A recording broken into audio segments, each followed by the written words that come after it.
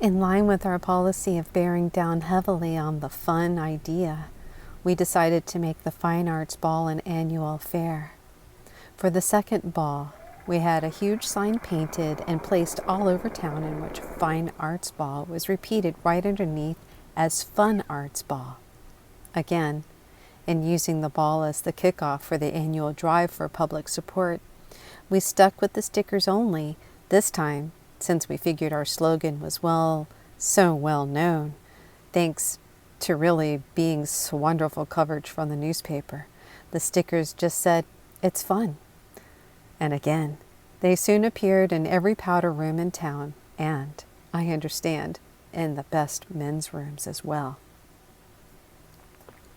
The theme of our second ball was, appropriately, art, and the idea was for people to come up in groups from dinner or cocktail parties, and each group, or couples, or even individuals, would then pose as a certain work of art.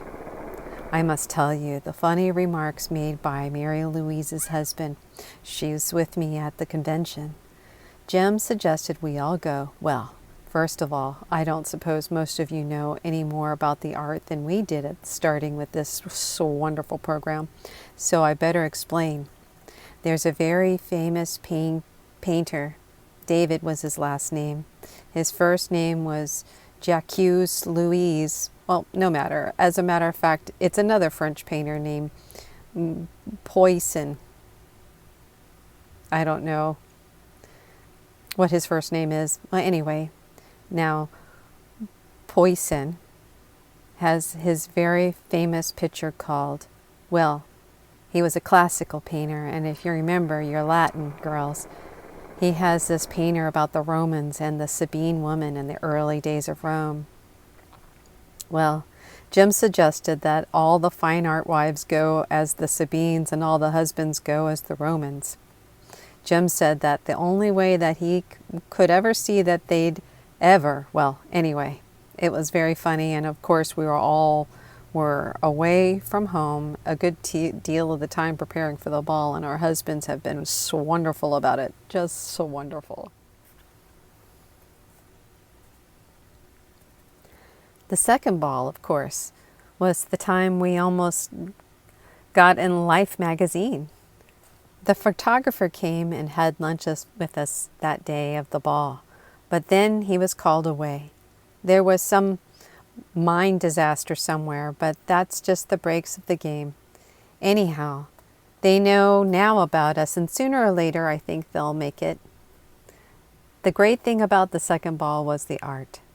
Most of the artists in our states are connected with the university, and since most of the regents,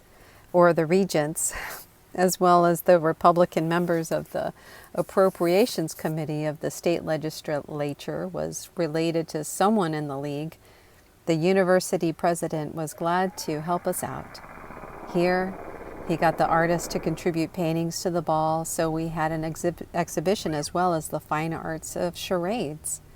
We also had a competition with the members of the committee as judges, and the painter of the best painting was awarded a free pair of tickets to the ball. Finally, at the end of the evening, the paintings were auctioned off to the guests, thus raising more money for the program and getting original art into the homes of the members. All of this activity, of course, made for extra pictures and stories in the paper, so you see how everything goes together in a really well-planned operation.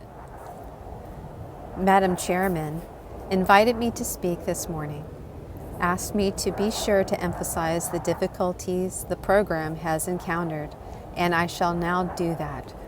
Although I would like to say again that it has just been so wonderful, every part of it, and if there have been days of darkness, they were only inspired us to even greater efforts for the cause of art. But there are certain things you have to watch out for. The deminded, you might say, the plagues such volunteer efforts as ours in our town and anywhere else. One is reporters, not the newspapers themselves. They've been so wonderful, but most reporters, after all, are brought up in a different background, and they do really understand these things. Let me illustrate. Through some mistake, a reporter out of town who had just joined the evening paper was sent out to cover our evening with Roger and Hammerstein. Well, he just didn't understand it at all. He didn't write a word about who was there or comments about the league or from the league officers or anything you'd expect. He just wrote his opinion about the whole idea, as though anyone cared what his opinion was. Well, as I say, that was a mistake, and the young man left town. I understand.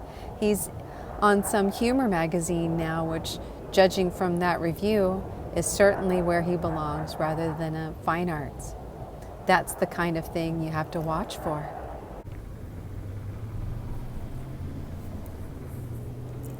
Another thing to watch out for is unions. If your husbands are anything like ours, you already know all about the unions and what frightening power they control. But I have to tell you, girls, that if you want to do anything in fine arts, sooner or later you're going to have to deal with the unions. So it's better to be prepared. Again, I shall illustrate. I have made all the arrangements for our second annual symphony concert, an evening with Irving Berlin, when suddenly, the day before the concert, Mary Jane's daddy asked us to come down to his office. He's the publisher of both the papers in our town, and he's just been wonderful from the very beginning. Well, Mr. McAllister was in the office, and with him was Mr. Paganini, the international representative of the Musicians' Union. He's a dark little Italian, probably a Sicilian, and he looks like a gangster.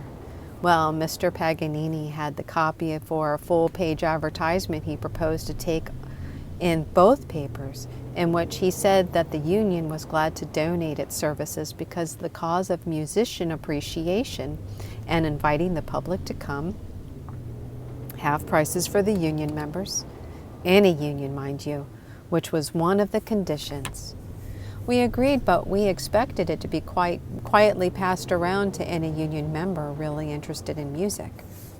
Mr. Paganini said that either the advertisement would have to run or all his members would have to be paid, and paid full union scale, too, for the performance. If Mr. McAllister refused to run the ad, Mr. Paganini said he would pull his boys out, and 15 minutes before the curtain time, well, he had us and we paid, but I don't mind telling you, it cut down the profits on the concert enormously. Finally, it's extremely important to keep on good terms with any professionals you have to work with in any of the arts. They're very sensitive, very touchy people, and you'll have to watch everything you say or do and be very careful to make everything clear for them. For instance, one of the university artists, for his contribution to the second Fun Arts Ball, sent in a simply enormous painting. It must have been 10 feet high and 30 feet long, and it just had a mess of splashes and roller marks and whatnot. Very exciting, of course, but so big. Well, naturally nobody bid on it at the auction. Where would you put a thing like that? I was embarrassed, and I guess Mary Laurel was too, because both our husbands began bidding and ran it up over $100. Well, it cost over $50 to have the thing tucked up in a house. The only place we could get it in and out of the weather is the garage, which means that all 3 cars had to sit out in the driveway, and we didn't and couldn't do anything about it because it would offend the artist. Well, that's what I mean. You have to explain to them about living rooms and things like that. On the other hand, I must say our relations with our director in the museum have been the best.